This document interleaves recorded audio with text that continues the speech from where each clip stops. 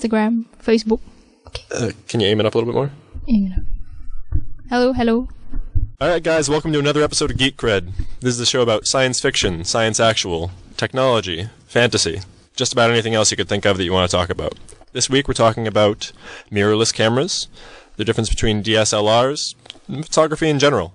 And so, with that intro in mind, let's get started.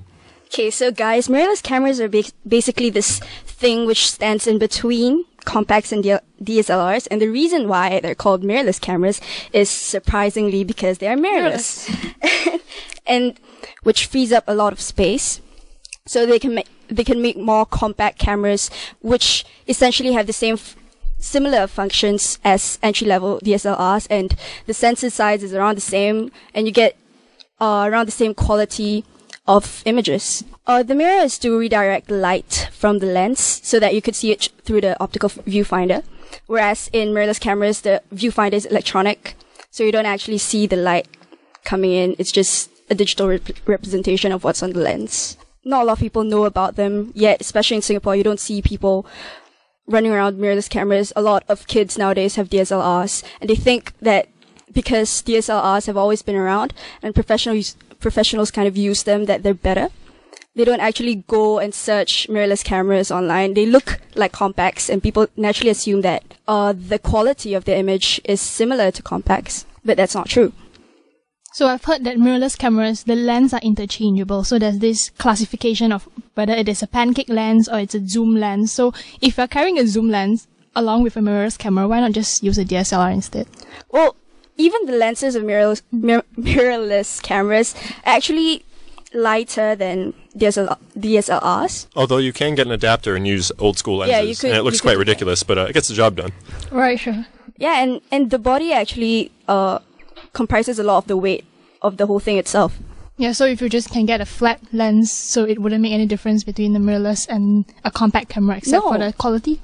No, the DSLRs are thick. Yeah. I'm talking about compact and mirrorless.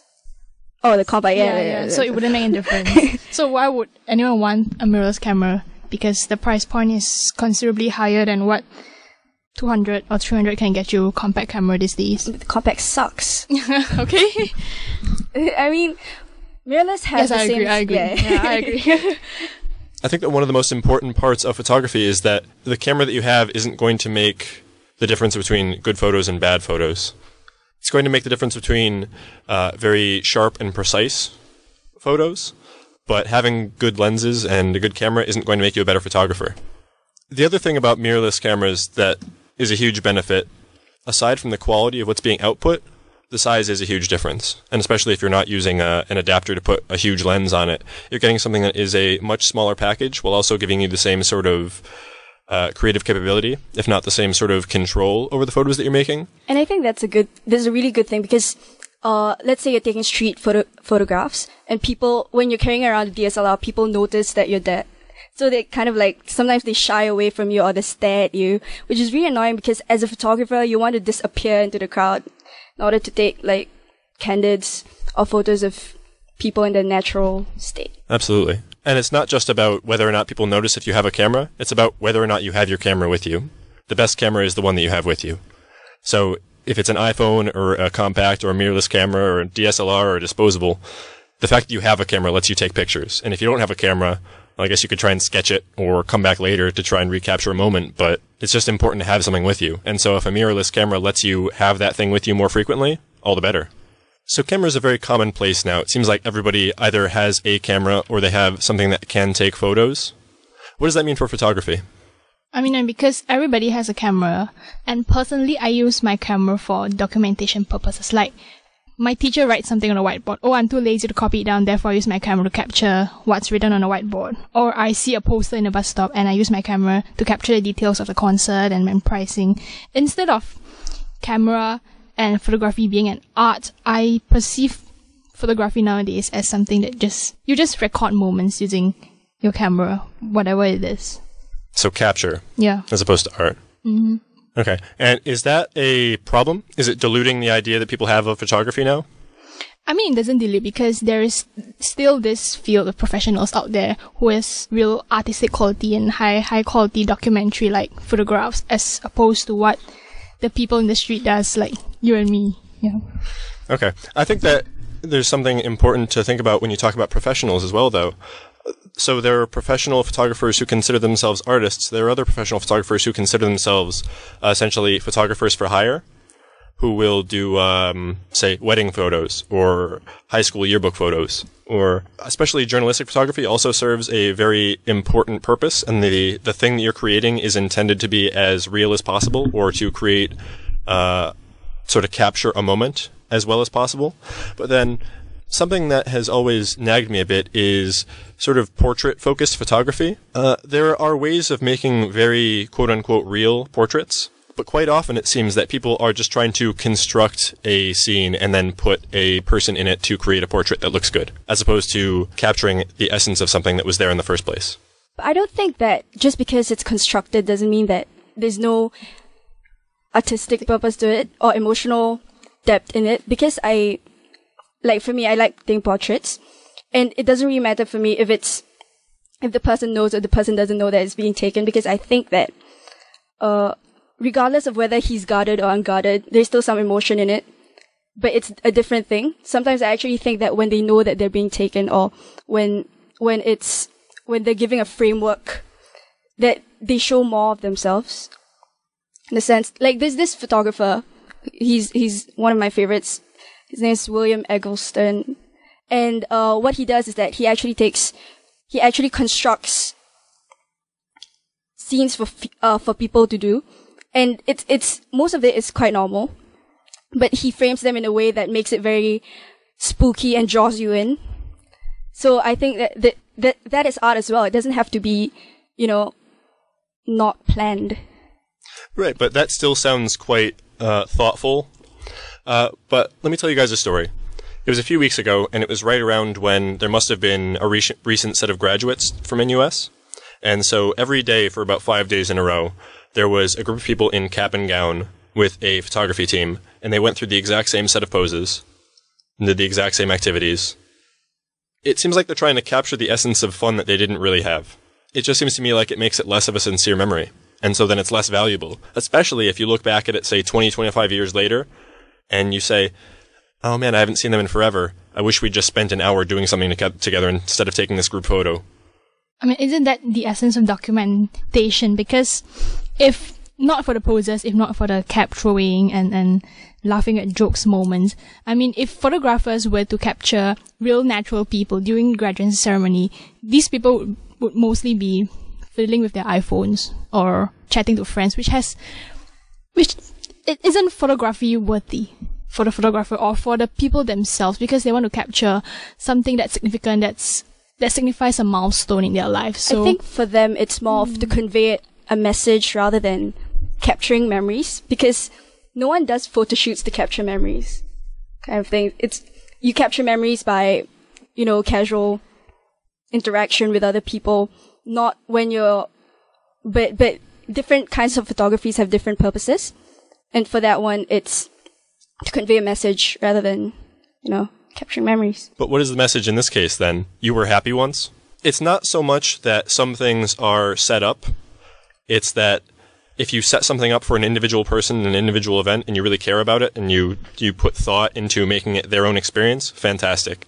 But when you just sort of cookie cutter make photographs, and it seems like the Disneyfication of a past that never exists for a future you that is probably not going to be as pleased with it, doesn't that lessen the value of the photo? I wouldn't think so, because what you're getting is a photo of yourself and your group of friends instead of photos of other group of friends who are essentially doing the same activity. You're just capturing what have you done instead of remind yourself of, oh, I'm doing something that thousands of others have done and this is not worthy. I don't think anybody would think that. Well, I will. All right. How do you guys feel about Instagram? A lot of people, there's kind of this mindset that's associated with Instagram that, when you take it, you're not a real photographer in a sense. It's associated with a lesser form of that. Okay. Well, do you believe it? Well, I don't believe it. I guess it's there are other methods of capturing better photos and editing them in your computer rather than just, trying to make nice photos just because of filters. And I don't want people to like my photo just because it looks nice rather than it's a good composition. What that's doing is just giving you a certain set of restrictions to work in beyond, say, going into Photoshop and having complete creative control over your post-production process for your photo. And so if you're in a community that's just using that little subset of rules, then it can be a lot of fun to compare. And it's actually comparing apples to apples, saying, okay, you've got an iPhone and you've got an iPhone. They're the same one. And so they've got the same capacity to make photos. And we've got the same set of filters and we've got the same other little set of tools. So who can go out and make the best composition and then slap the best filter on it so that it is the most attractive or most meaningful photo as it can be? And so why not consider Instagram as the thing to use with aspirations and to try and fix that connotation? I mean, for me, Instagram brings back the artistic value in photography, because prior to Instagram, you're just taking just natural pictures with perhaps your smartphone and uploading it on Facebook, and then Instagram comes along and then you can slap filters on it. And I don't know, maybe it's not really artistic, but for the average person, for the non-photographer, it looks a little bit artistic. I guess that people also use Instagram for the sake of sharing. Okay, so I'm just going to rewind to part of that for a second. So you mentioned artistic. What makes the use of post-production processing on a photo in Instagram any less authentic than post-production processing in Photoshop? No difference. And Instagram merely injects a very high level of convenience into the retouching and recomposing of photographs, because you're just doing it with one finger. That could be artistic to a very small extent, yeah. That was what I was talking about. People would naturally think that it's art when it's not. Like, just making it more colorful doesn't make it art. You know, photography is about composition. Well, it doesn't make it good art. Yeah. So I think that one of the biggest points about art is intention. And so if your intention is to make art, it doesn't matter how other people value it or don't value it. You're making art. To me, it seems that Instagram gets a bad rap. All right, so what are your guys' favorite photos that you see coming up on your Facebook timelines, your Instagram feeds, if you theoretically had them? Okay, for me, my favorite is, you know, those hipster photos. They have the hipsters in the back, and they have this quote in front, and it totally has nothing, like, they're totally unrelated at all, which I think is always funny because you never know what they're gonna say. So it's like, there's this one which goes like, oh yeah, it goes, "Wit beyond measure is a man's greatest treasure," which is a famous quote. But the hipster at the back is just like this girl who's a vintage bike. She's looking down, the sun is like shining behind her with a Instagram filter put in. I have a lot of Facebook likes about animal pages, photos of animals, and especially cats. Yeah, that's my favorite. Cat photos. And I waste my time on YouTube watching cat videos as well. So you're one of those. You're one of those. So do you like the sort of evil cats or the good cats? The cute cats? There are cute cats? No, I believe that all cats are evil. And I like photos where allege that, oh, my cat fiddled with my iPad and suddenly there's this cat portrait, a blurred cat. Apparently the cat hits the shutter button of the iPad and cat takes pictures of himself. Yay! How cute! I actually had one answer for my favorite, but I'm going to change it now. My favorite is, it's actually got to be a set of photos that will occur near one another. And so it's that person who smiles one way exactly the same in every single photo. And so it's very creepy when you see it this way, because you'll have 20 photos with different backgrounds and it's the same person with the same smile. And I'm going to put a link in the show notes to a set of these. And it's wild because it's like they practiced this one face in the mirror. And then whenever someone pulls a camera out, their face just immediately goes to that. It's like muscle memory. And so that's my favorite. This RadioPulze, the sound of NUS. Oh, yeah. All right, guys, that wraps it up for this week. And so this is Zach signing off. Kamina. And Chuli. Signing off.